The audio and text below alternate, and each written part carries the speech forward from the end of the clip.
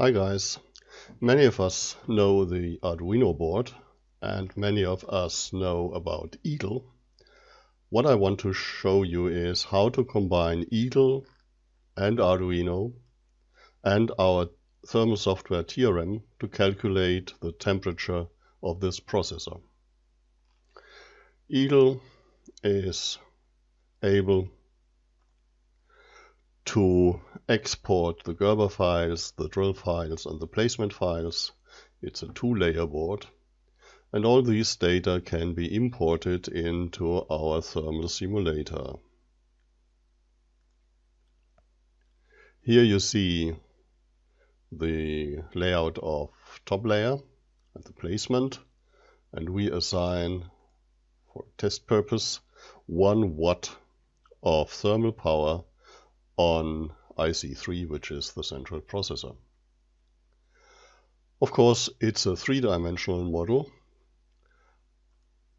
and can be shown here. Seen here, we have the top layer in pink together with the components. We have the bottom layer in blue, and we have the red cylinders, which are plated through holes. Hide these parts so we see the bottom layer, the plated through holes, and the top layer and the plated through holes. What is the temperature of this component? The answer is temperature is around 60 degrees if we have an ambient temperature of 20 degrees and a lab situation with free convection. This picture shows a composite of the component temperature and the temperature of the top layer. This is a funny shape. You also can look into the top layer. This is a section in the top layer, a section in the prepreg, and a section in the bottom layer. How does this funny shape comes from? Let us compare it with the thermal conductivity.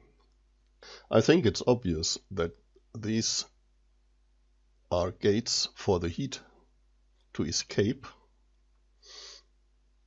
and those are barriers where heat cannot escape.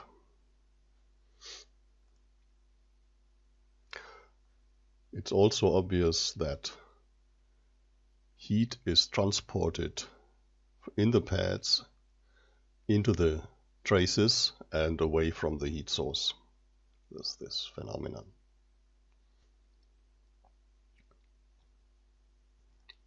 We see it also in a plot of the heat flux vector. Heat flux is a high value here, here, and here, and here, where the heat is escaping from the component. And why does the heat flux stops there? It's also a consequence of the layout.